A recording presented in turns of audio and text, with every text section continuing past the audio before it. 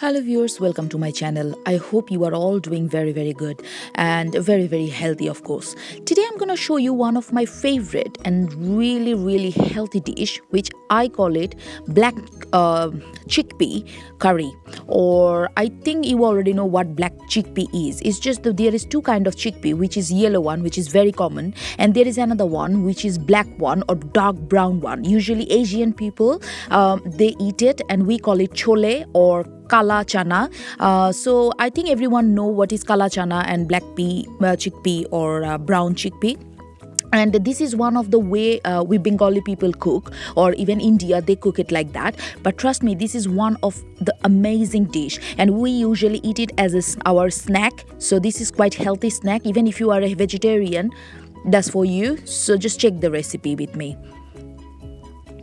So to make my black chickpea curry, I already took 2 cans of black chickpea here. I used the canned one. You can take, it comes like that in a can, and you can see it's written here that boiled kala chana. That means in English they wrote actually brown chickpea. I don't know why, but anyway, doesn't matter what they call. And you can actually boil it. You can buy the hard one, and then you can boil like around 40-50 minutes, but that's like too much work. If you find the canned one, that also gonna work perfectly. So I actually washed it and drained it, so it's ready to cook. At the same time, I boiled 5 small potatoes, and I kind of like crushed it with a fork. So I love quite a lot of potato in my black chickpea curry, but you can reduce the amount. It's totally up to you, and it's boiled and broken. I took here around half handful of julienne ginger slices. This is quite important because I'm gonna fry this ginger, and that's gonna be really crispy and gonna give really nice strong flavor here. So ginger is must, and I julienned it. And at the same time, I took few bay leaf, like 6 to 7 small pieces of bay leaves, and I took some green chili as well. So you can see I cut them in the middle. If you don't like too much spicy, just reduce the amount of green chili. But trust me, if you add that much of green chili, that's not gonna make your dish too spicy, but at the same time you're gonna get the really good flavor. I took here 3 small onion, and you can see it's roughly sliced. I quite cut them quite chunky pieces because when you're gonna eat the final curry, that's gonna give really sweet texture. And I took here also 1 handful of coriander leaf chopped. This is really important. That's gonna make my whole dish very fragrant.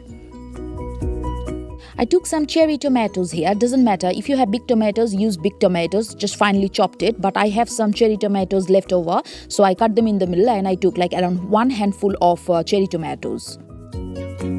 I also took 1 teaspoon of garlic paste. So this is kind of like a little bit more than 1 teaspoon of garlic paste. So in a cooking pot, I already added here 3 tablespoons of vegetable oil. So my oil is hot now. At first I added my ginger slices and my bay leaves because they're gonna release all their flavor in my oil, and at the same time I have to make this ginger really golden brown and quite crispy, because that's gonna give my final dish a really good gingery flavor, and that's amazing. So it's gonna take maybe 1 or 2 minutes. So my ginger is golden brown now, you can see, and I can smell the strong flavor of it. And now I added all my onion slices and my green chilies as well, and I'm gonna fry these onions at least 2 to 3 minutes till it's like lightly soft and a little bit golden. I don't need to make it too golden, just a little bit golden and a little bit soft. Around 3 minutes of frying, you can see my onions are a little bit golden brown now, and at the same time I actually added my salt as well, just to cook my onions a little bit quicker. So now I'm gonna use my powder spices. So what I'm adding here around 2 teaspoons of turmeric powder. I'm gonna use like Asian basic spices.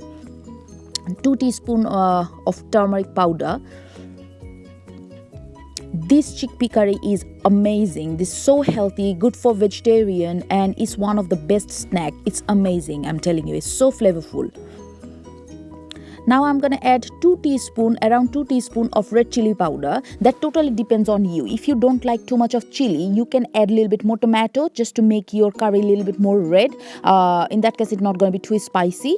But I like a little bit spicy my black chickpea curry, so I'm adding around 2 teaspoon of it.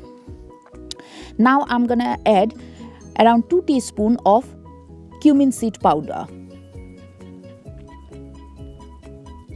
So I'm adding around 2 teaspoon of cumin seed powder.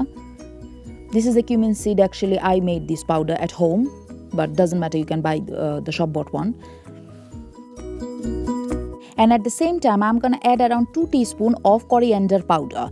So just 4 basic spice: cumin, coriander, turmeric and red chili. And all of them are like around 2 teaspoon for 2 can of chickpea. After that, I already added actually few tablespoons of warm boiling water, not to burn my spices. And now I'm gonna fry my spices with the onion for at least 2 to 3 minutes till the oil is separate. Look at the gravy. Oh, the oil is already separate. You can see the color of it. Oh my god. It looks very red, but trust me, it's not really spicy because it's quite a lot of onion here. But as I said, if you don't like too spicy, just reduce the amount of chili powder and put a little bit more tomato. That's it. It's going to be amazing as well. And now I'm going to cook my tomatoes with these spices for another 2 minutes. So I'm adding, as I said, you can add like regular chopped tomatoes. Doesn't matter. It's going to taste the same. I'm just trying to crush my tomatoes a little bit with the gravy because that's gonna release this tomato, gonna give a little bit of tanginess and sweetness and really good taste as well. So when my tomatoes are soft and the gravy is, I can see the oil is on top. So now I'm gonna mix all my black chickpeas here. You can actually follow the same recipe and you can cook this dish with white chickpea as well. There is no problem. That's gonna taste amazing at the same way. But I prefer, because I'm showing you the black chickpea curry, so obviously I have to use black chickpea. But if you never tried black chickpea, just trust me, have it. It's amazing and it's much healthier than the white chickpea. It's so good. And just I'm gonna cook my chickpea for another 1 or 2 minutes. At the same time, I'm gonna add all my chopped coriander leaf as well, because this coriander leaf gonna cook with the chickpea and gonna get all the flavor from the coriander leaf. Oh my god, it's gonna be amazing. So I have been cooking my chickpea after adding the coriander leaf for another 2 minutes, and this is the time I'm gonna actually add a little bit of water, because some people like their chickpea curry really dry. That's up to you. If you like dry, at this point you just add all your boiled potato. But I like my chickpea curry little bit of loose and little bit gravy kind of curry. That's why I'm adding a little bit of water. But it's totally up to you. It's personal choice. You just, in this situation, you don't need to add water. Just add your boiling potatoes. But now after adding around half cup of boiling water, I'm gonna cook my chickpea for another 2 minutes. So after 2 minutes, my chickpea is properly soak all the flavor from the gravy, and now I'm gonna add all my pre-boiled potato, because after adding the boiled potato gonna soak quite a lot of gravy from here, and it's gonna be dry anyway. So this is the time I'm gonna add all my pre-boiled potatoes. And as I said, I love quite a lot of boiled potato in my chickpea curry. But if you are not very big fan of potatoes, you can reduce the amount. But trust me, you just add a little bit of potato, because that's gonna make your curry amazing. And I'm gonna mix all my potato pieces with the gravy. Oh, the smell is coming from here, from the coriander, from all the spices, from the chickpea. Black chickpea have its own nutty flavor as well. So all together, it's just one of the amazing vegetarian curry. I'm telling you, it's so healthy and at the same time it's so good. After adding the potato, I was been cooking my curry for 3 to 4 minutes. I didn't add any water at all, and this is the gravy I was looking for. This is my desired thickness, and all my potatoes soak all the flavor from the gravy. My chickpeas are perfectly cooked and it's already pre-boiled anyway. At the end, now I'm gonna add around 1 tablespoon of mixture of garam masala and roasted cumin seed powder.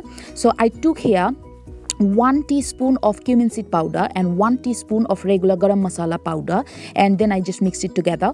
And there's like around 1 tablespoon of these two spices I'm adding exactly at the end. And trust me, after adding these spices, you just switch off your hob and you just serve your dish. It's gonna give you the best flavor. And I'm gonna serve it with some puffed rice and some lentil pakoras, and that's how we Bengali people eat it. So now I'm gonna serve it. It's done. My dish is done.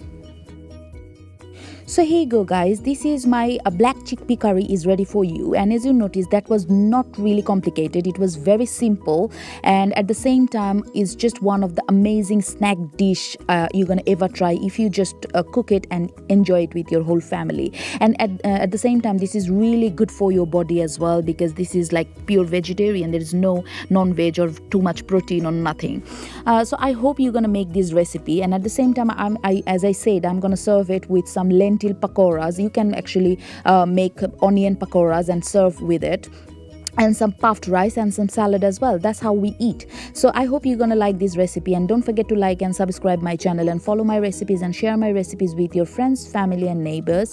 And just make this dish and enjoy with your whole family and surprise your friends. So take care. Bye bye. Be positive. Bye. Ta-da.